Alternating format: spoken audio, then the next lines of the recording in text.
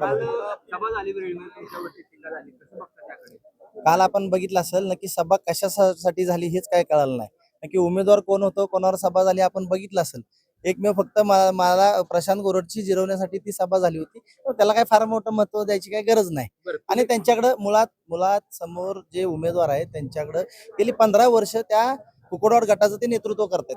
त्यांच्याकडे विकास किंवा काम या गटासाठी काय केलं हे बोलण्यासाठी काहीच नाही. त्यामुळे असं कोणाला तरी टार्गेट करायचं, जाती जातीत भांडणं लावायची, एवढंच त्यांचा मुद्दा राहणार आहे प्रचाराचा. तुम्ही काय सांगताल, एक मंडल अधिकारी म्हणून बूथ आणि सेक्टर बांधणी कशी झाली किंवा काय समीकरण तिथं तुम्ही भारतीय जनता पार्टीची बूथ सक्षमीकरण खूप छान प्रकारे झालेलं आहे. आमचे सर्वचे सर्व बूथ प्रमुख, खरं तर भारतीय जनता पार्टीचं निवडणुकीचं म्हणजे धोरणच असं आहे की या ठिकाणी आम्ही उमेदवार, जसं आताच आमच्या उद्धव काटकरांनी सांगितलं, आमच्यासाठी उमेदवार कोण आहे हा महत्वाचा नाही. उमेदवार हा आमच्यासाठी कमल असतो आणि आमचा तळागाळाचा कार्यकर्ता हा कमल हे चिन्ह घेऊनच काम करत असतो. त्यामुळे उमेदवारी कोण आहे काय हा विषय नाही. आणि राहिला मी काल बघितलं की बघतोय की बाहेरचा आतला हा प्रचार केला जातो. पण मुळातच मला एक सांगा ना, मुळातच जे उमेदवार जे जे दुसऱ्याला बाहेरचा म्हणून हे नव्हतात, ते मला त्यांचं गाव आहे चितळी.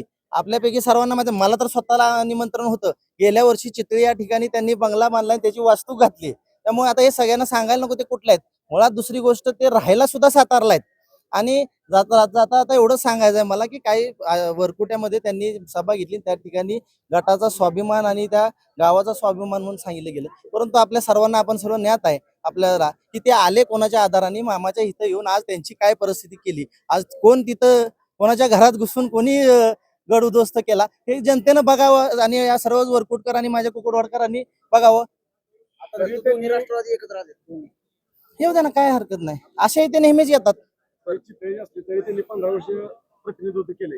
हा ना, मग मग तेच आम्हाला म्हणायचंय. 15 वर्ष जर त्यांनी तिथलं प्रतिनिधित्व केलं तर त्या गटासाठी त्यांनी काय केलं हे त्यांना विचारा. त्यांच्याकडे तो काय मुद्दा नाही, विकासाचा मुद्दा नाही. गेल्या 2 सभा त्यांच्याही आपण बघितल्या असतील.